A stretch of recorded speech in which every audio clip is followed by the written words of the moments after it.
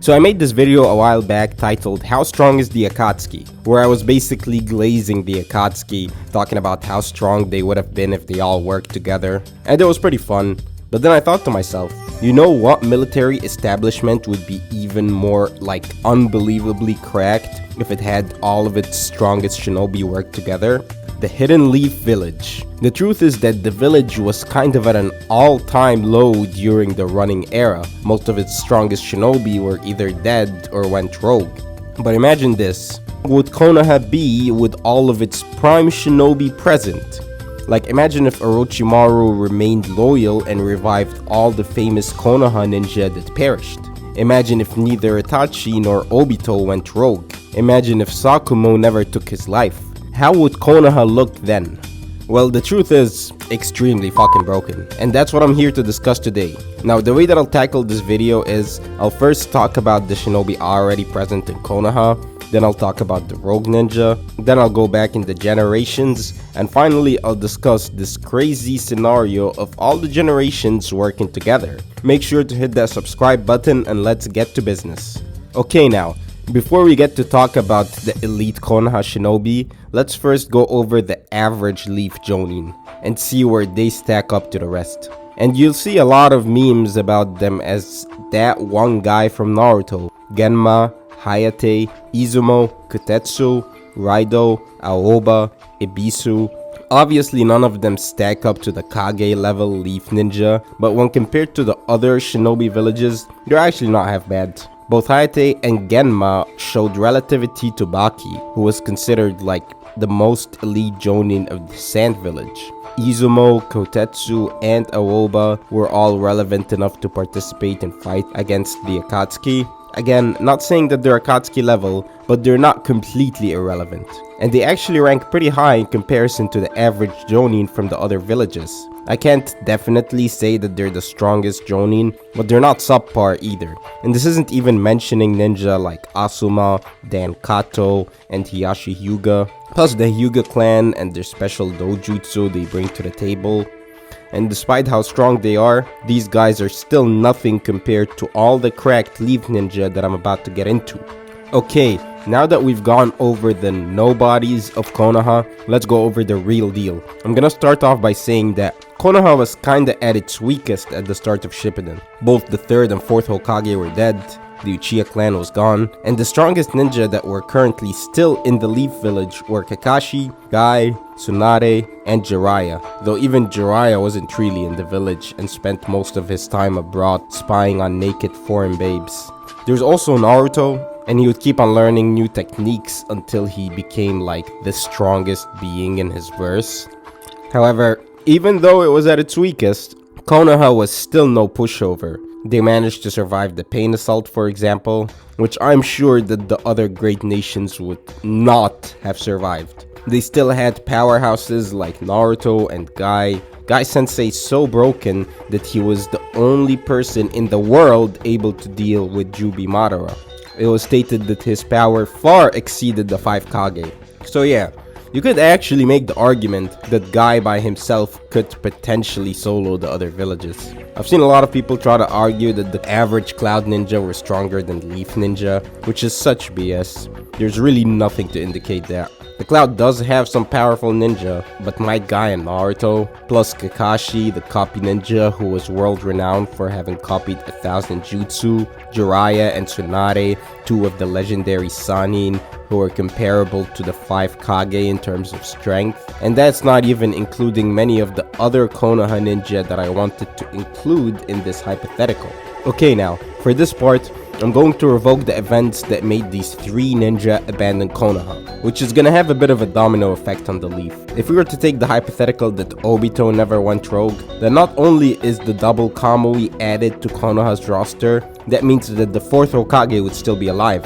If Orochimaru never went rogue, that means that the 3rd Hokage would still be alive, and if Itachi never went rogue, then that means that the Uchiha clan would still be alive. I know that this would change the story drastically, and that the Uchiha clan was bound to revolt sooner or later. But let's just say that with Minato still alive and the Nine Tails attack not occurring, then maybe the tensions between the Leaf and the clan wouldn't be as high. I don't really want to get into the semantics of how the story would go with all of these changes. This isn't a what if video. I'm just analyzing how powerful Konoha would be if all these players put aside their personal aspirations and worked together. I do acknowledge that this would be pretty out of character for many of them, but whatever. So with this change, that means that we've added Minato, Hiruzen, Orochimaru, Itachi, Obito, Shisui, and the rest of the Uchiha clan. Almost every character that I mentioned so far is correct, especially Minato, Obito, and Itachi.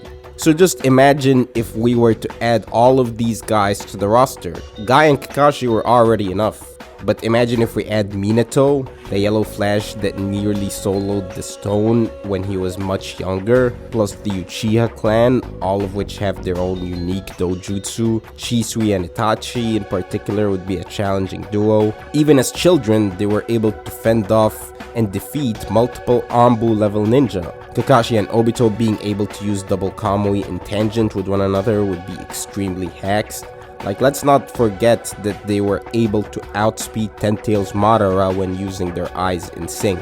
They could easily remove any attack launched against the Leaf, even that moon cannon that the Cloud used in the last movie, theoretically speaking at least. And that's not even mentioning Orochimaru, who's necessary to bring out the full strength of the Hidden Leaf Village. Now you can probably figure out why I said that about Orochimaru. It's not about the battle prowess that he'd bring to the table, or the power of the White Snake. Because of a certain jutsu that Orochimaru mastered, a jutsu native to the Leaf, Orochimaru can revive the remaining Leaf shinobi missing from this party. Let's just assume that he can revive those shinobi close to how he and Kabuto did in the War Arc.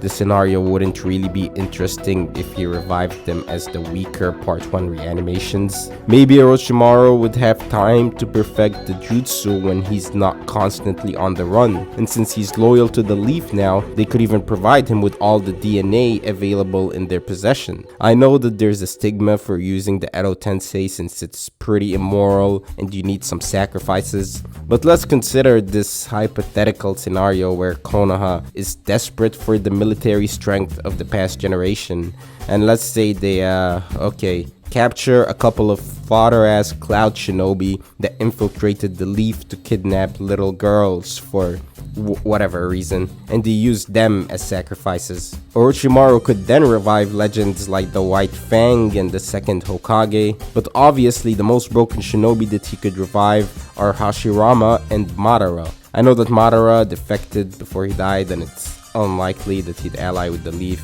but for the sake of argument, let's say that him and Hashirama made up, or that Orochimaru revived Izuna Uchiha too. Maybe that'll bring momentary peace between the siblings. So if we were to take this hypothetical Konoha with the Uchiha and Senju brothers, the White Fang, the Sannin, the third and fourth Hokage, Kakashi, Guy, and Obito, the rest of the Uchiha clan, then you end up with the most busted village imaginable.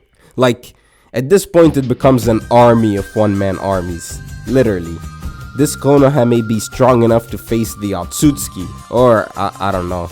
The power scaling towards the end of the series does get pretty wacky. Even if all the other hidden villages joined forces, with all of the strongest shinobi from all of the ages, they still wouldn't stand a chance against the Hidden Leaf.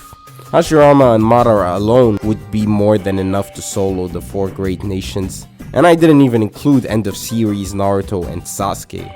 Including Six Paths Naruto and Sasuke would just be overkill. The team was broken enough without those two. I don't even think I need to get into the calcs to explain to you guys how broken that team would be. Even if you were to team up all the strongest shinobi from the other nations, Pain, Kisame, B, all of these guys, they'd still get no diffed by Team Konoha, though mostly because of the reincarnates.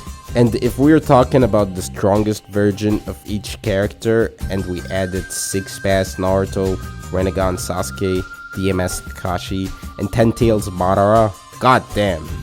Though that might be a bit too much. Let's take a step back and go with the older team for a while. So no Hashirama, Madara, Naruto, Sasuke. If it were just a group made up of these shinobi, then I'd say that they still got the potential solo every village angle.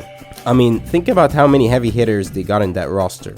Double Kamui, Flying Raijin, 8 Gates, Tsukuyomi, Kodo Amatsukami, Orochimaru's Eta Tensei, and many more. It's like the villages would have like more than 10 ninja that are all Hokage level.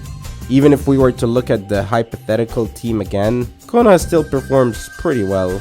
It's debatable whether they'd win or not. I mean, that's a lot of fucking powerful shinobi. But if we were to give them, say, Sage Naruto and MS Sasuke, then winning is a definite possibility.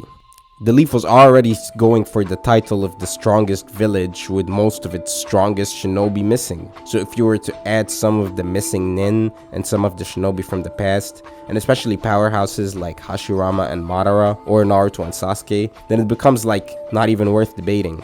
Even if we were to take the previous iterations of Naruto and Sasuke, anything that's war arc is broken enough. If we were to compare Konoha's military might to the standard villages, then it should be obvious that no village would even come close to the Leaf.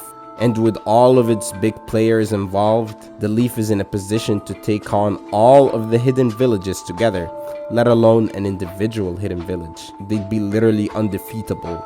Well, undefeated in the current era at least. I can't account for the Boruto era. I know that the power scaling in Boruto is so fucked that Hashirama is considered fodder.